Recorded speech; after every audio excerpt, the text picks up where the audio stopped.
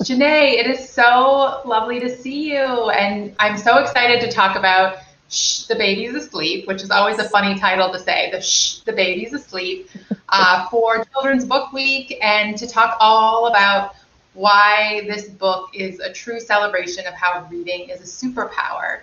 But before we get into all that, I know you because, I've edited your books, but I would love for you to tell us a little bit about what you do beyond writing picture books in your day job, and just in general, why early literacy is so important to you.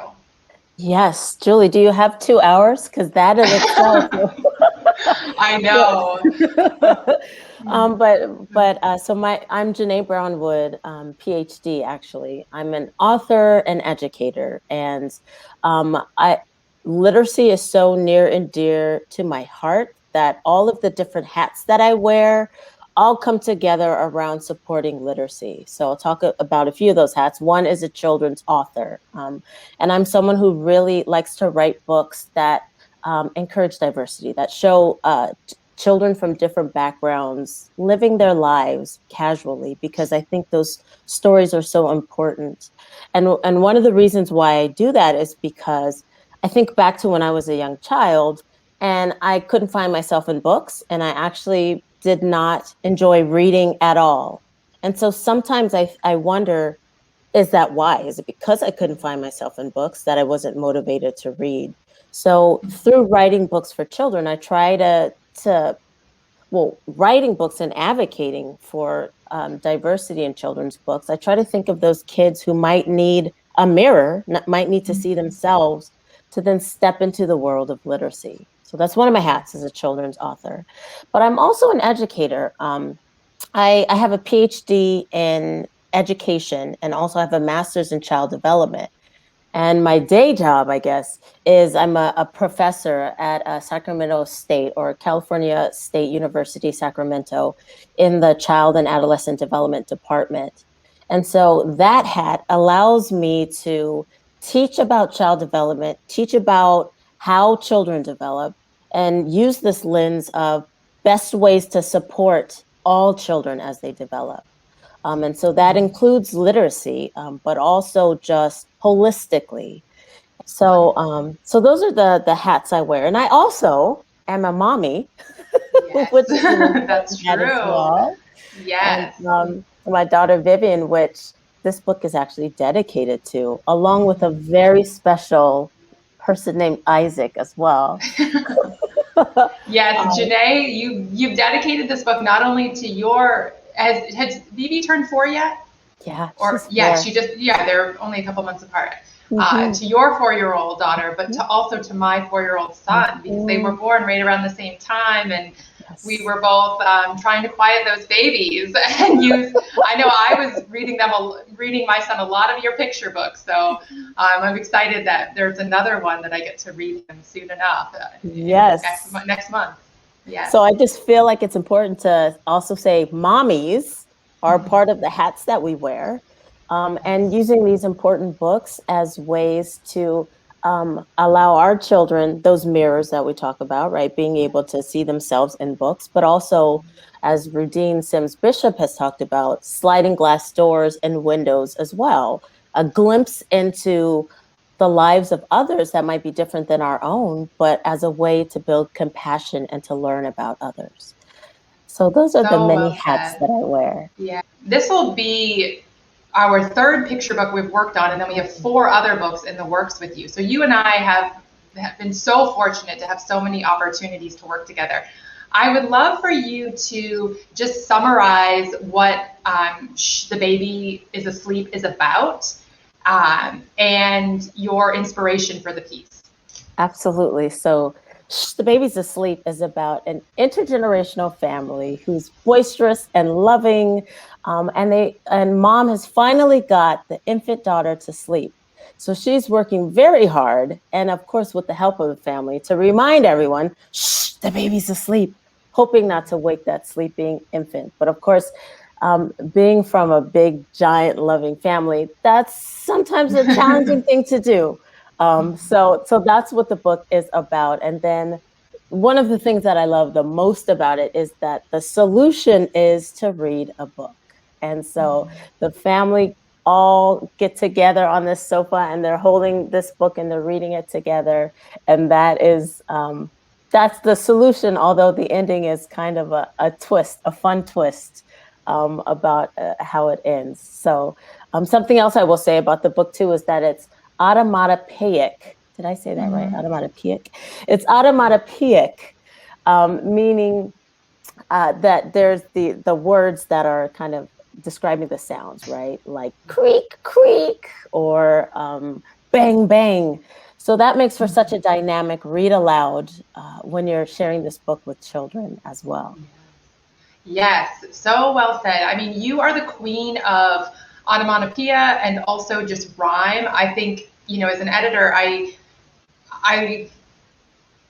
discovered how difficult it is to rhyme well and how easy it is to rhyme poorly, and you just really have a knack for rhyme. And I think that really can be, in some ways, a superpower to early readers to help them memorize the books and fill in the words as they're reading along with a caregiver. So when I first got your manuscript, I was thinking, oh, this is a perfect book to read to a child, but also for a child to begin to read him or her, on her own. And I just wanted to ask you a little bit more about that solution, as you said. I love how you called it the solution. Julie, that is such a powerful question. And so right now there's going to be the merging of my hats because I think all of these things sort of circle around in my mind as I try to create engaging texts for young readers. So the first thing that I want to say is that literacy, learning to read, is a challenge. And for some children, it's more challenging than for others. And actually, in our country, it turns out that a large percentage of children who are learning to read are not even learning to read at the proficient level. There's all this data that shows that this large percentage of children are learning at the basic or below proficient level, which then means that when we think about their life outcomes, some of their life outcomes aren't as rich, or they're not able to be as successful as they could be because they're lacking these really important literacy skills. And so literacy skills have to be built, right? Literacy is actually, when I'm saying literacy, I'm talking about reading, writing, and spelling. Those are not primary language skills. What I mean by that is you're not just born able to read. It's actually a secondary language skill, which means it has to be taught, right? There has to be actual instruction on how to break the code of words, right? Of letters, the sounds, what letter corresponds to the actual written piece. All of those pieces have to be built within the brain to allow for these networks, these connections. And it's a intensive process of brain building.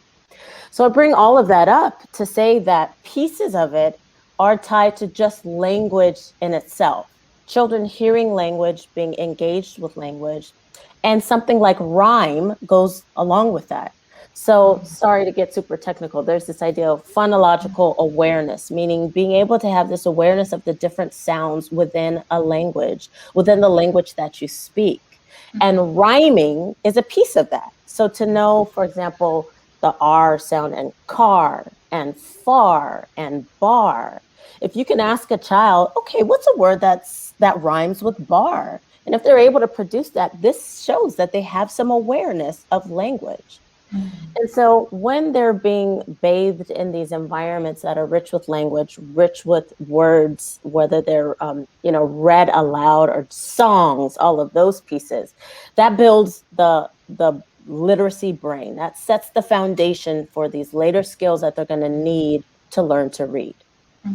Now, I say all of that because, again, literacy takes time and it's not an easy skill, right? There's a lot of work that has to go into it, but that work really starts with again, engaging in language and conversation. So it is a superpower.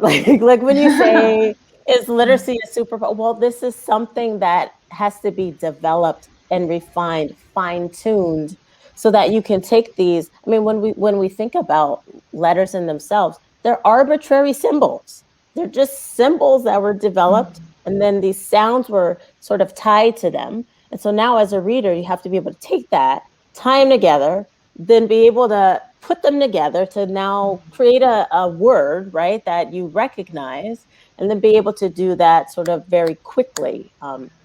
So it's a superpower. It's a but it's a superpower that if children are given the right instruction or given the right experiences, that anybody can develop, right? Which actually reminds me, you said at the beginning a little bit about how you love to write about books that we often call just casual diversity books. So can you talk a little bit about that with shh-the-babys-asleep? I would love to. The characters, the family you chose, and just why casual diversity is so important to you? Yes. Can I start off by showing this? This is one of the spreads. And in the spread, this is an African-American family engaging in family literacy practices. They're all together. It's this warm, I mean, they're smiling, they're sitting on each other's laps. There's this book and they're engaging. And this is one of my favorite spreads because I think of narratives. I think of narratives that surround African American families, that surround like Black males or fathers. And so often I think the narratives that are portrayed of African Americans can be negative ones, right? Tend to be, not always, but are often these negative narratives about stereotypes or, you know, these ideas of what it means to be Black in America, all of these things that could be so negative.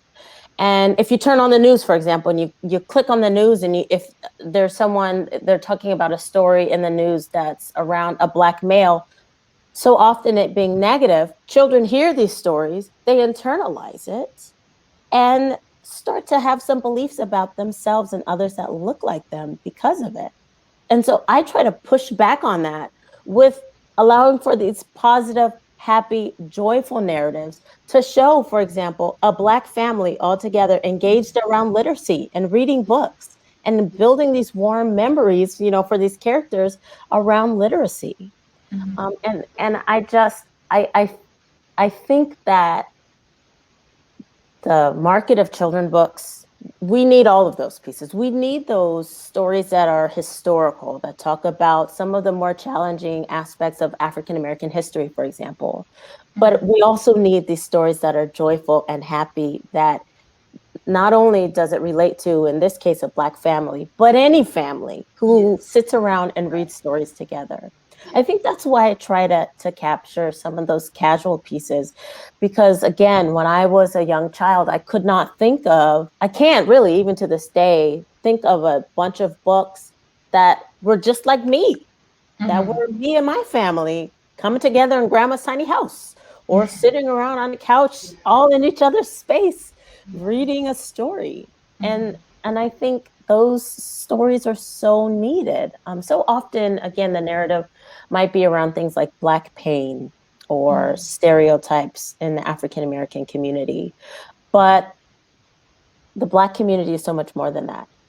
And so I think one of the pieces that I try to do is fill in that gap so that children can just, again, find these casual stories that mirror their experiences, but are just them being them with their families in their lives. I have a really, perhaps a tricky question about that, because having worked with you now for a while, I do think that shh-the-babys-asleep is so relatable. I think, you know, and you've also written Grandma's Tiny House, which is about another big, huge, boisterous family. And having come from a huge, boisterous, crazy large family, we've talked about that before, I see my family in these families you're creating.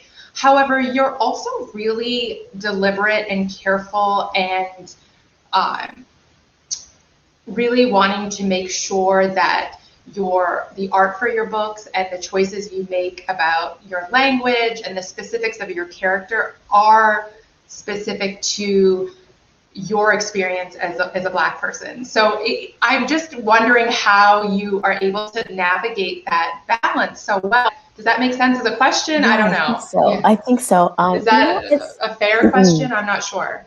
Yeah, I appreciate it. It's, I'm going to be honest, and I think of me that I am honest. Yeah. Sometimes to a fault, I think. Mm-hmm. It's challenging. It's challenging, Julie. But some things that I think about a lot is that while I am writing these stories, they're very much tied to my own experiences as well. But that doesn't necessarily mean that that's everyone's experience. And so I think that's kind of what I try to sort of dig my nails into, is like, this is my experience. These are things that I know me and my own family members experience. And I can assume, because some of them are so universal, that others have experienced this as well, but not everyone has. And I think that's an important thing to think about. I'm gonna share kind of a story, which has prompted me to do a lot of thinking, because I can never take off that educator hat. It's like glued to my head, even if I want to, so then I'm like, how can I educate on this? Keep it in place. That for Grandma's Tiny House, there was a comment that I think was like a review or something. And someone mentioned something like the food is stereotypical in this book. And that stopped me cold, Julie, because I thought, that is actually like exactly what we would eat. Yeah. Those things are pulled from my family's experience. I don't know if I'm being clear in what I'm saying. I guess what I'm trying to say is that not necessarily the stereotypes, but some of these things that are true to a culture is what I mean. And even within a culture, there are nuances as well, right? And so for those of us who are in the business of creating children's books, I think it's important that we try to capture those nuances, but also make sure that we're not saying that this is the one story. This captures everything. Yes. That's why I try to make sure I infuse my own experiences, because they're true to form, because they're from my experience, but not to say that this is everybody's experience. And this again goes back to what Dr. Rudine Sims Bishop says about, and I quote this so much because it just resonates so deeply with me. Mirrors, windows, sliding glass doors, that Grandma's Tiny House is a mirror for me. Shh is a mirror for me in some ways, right? But it might not be a mirror for someone else, but instead it's a window, right? Or instead it's a sliding glass door, because the reader is so engaged they can step into the story and completely, learn about these different aspects that might be so different than their own experiences. Which could be as simple as an only child reading that book and thinking, wow, this is a window into a large family that I've never been exposed to. Or it could be about skin color, or it could be about even just a hetero family versus, so I just think that, I hear what you're saying for sure. Yeah. Each time I come to a story, I try to do it sort of with, purity of heart, trying to come from sort of an informed stance, and also utilizing my own experience, trying to infuse that into it so that it could be authentic as I can make it. And that's something I think is so important, that authenticity. And I think when it's done in an authentic way, that also allows for so many other people to connect to it. I love what you said about, writing from this purity of heart place. And it just makes me think about how, just, we've said this a couple times before, just full of joy this story is, and humor and interaction and engagement with family members, that I just would love to know, a little bit about your favorite moment in the book. And that's so hard, because I just feel like, where to start? Okay, so agreed. I'm going to show you one of my, I already showed you like my favorite with the family all together. Yes. But I also really love when we get to sort of the, yes, here it is. Oh, yes. This one, right? Oh, Okay, hold on, yes. there we go. Oh my gosh. Talk This about, is again, onomatopoeia.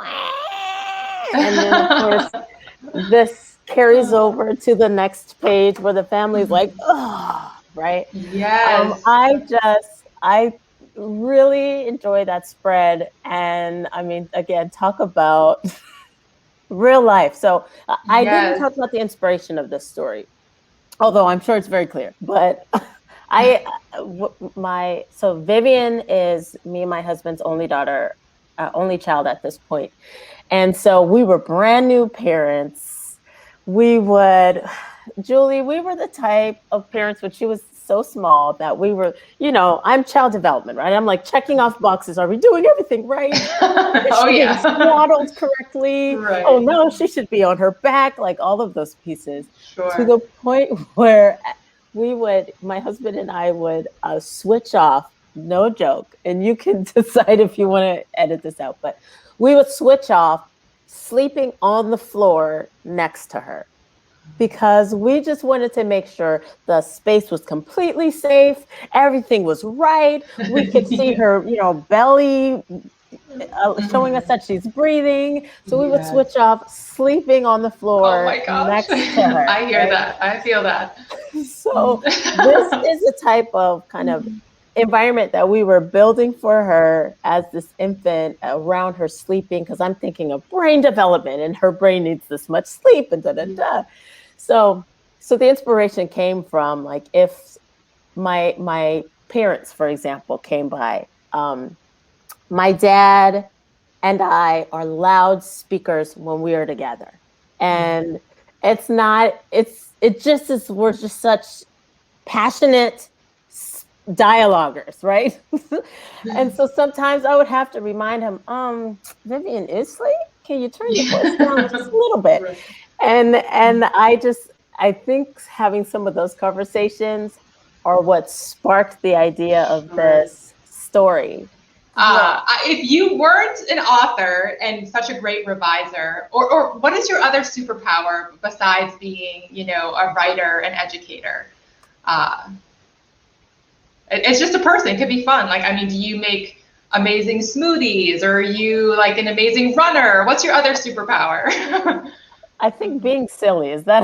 Yeah, that's a great superpower. Yeah, I think to an extent in this business, you at some points, which sometimes is hard, right? Because it's switching hats, but sometimes you can't take yourself so seriously. And I think that's, again, all this merging that happens with me being from the early childhood education field, where we're going to just get down in the dirt and be silly with kids. And are we cows now? We're mooing as we walk. I mean, I would do that to this day, So I think that's another superpower, to be able to kind of, when appropriate, set aside some of the seriousness just to be silly and engage and have fun with the kids while I'm in the moment, regardless of, what my title might be, assistant professor, Dr. JaNay Brown-Wood.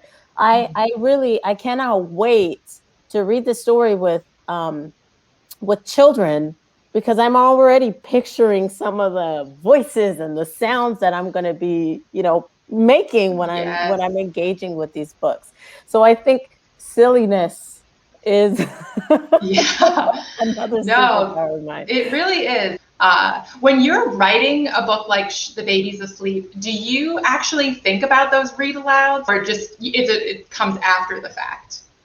I think that's interesting. That's a really good question. Like, do you, when you're writing, read things aloud, or go ahead? I do. I tend to always read things aloud, whether it's a short text to a longer text, like writing chapters or something, right? Yeah. Not so much for my academic work, but for like my children's literature, I do read things aloud. And I think, especially when writing rhyme, that helps me to make sure I'm getting the rhythm that I'm shooting for. You had to describe or pick like the general age range and type of kid that would be a perfect reader for The Baby's Asleep. How would you describe that reader? Or, it could be age range or just personality, or what kind of kiddos or readers would gravitate towards this book or enjoy it? Yeah. Here's my answer to that. My hope would be any kid. And this is what I mean. Like, it's layered. So I would hope that the child who loves the playfulness of language, that might be your child who likes to make silly sounds like boop, papa, deep, boop, silly things like that. Or might be someone like Vivian, who likes to tell silly jokes. And sometimes it's really sort of, you can tell she's kind of attuning to the language of it, even though she might not quite understand what the joke means, but the sounds of it, right? So that child, I also hope that the child who likes sound and noise could be brought to this book, because there's banging and there's, Rover, a woo woo, a woo woo woo, right? As he's howling. Yeah, the dog, yes. And I just feel like this book can be brought into a classroom and engage all of those children in so many different ways. And then on top of that, something I think about again with my early childhood education brain, one is the conversations that can come from a story like this, where the teacher could ask, well, what sort of books do you read in your house, and have those conversations. But then not just that, let's talk about automatopoeia. Let's talk about, the teacher introducing some of these sound words, and then have the kids start to think about what are some other sound words you can come up with. And I mean, you could do that in a more sort of simplistic way with preschoolers, but you can also do that with elementary age kids as they're learning about automatopoeia or different types of, techniques that you can use in writing. And the art style is so, I feel fresh. I feel like it's really fresh and spunky and really stylized. And, you could have gone with a really sweet traditional style because it's about a sleeping baby. You could have been a little more precious about it. And I love how we went with a little spunkier, more stylized art. And it's just really full of color and texture. And I just think it adds to that tension you build and the drama of the waking baby and the personalities of everyone in the family. It feels like such a great pair between you and Alessandra, the illustrator.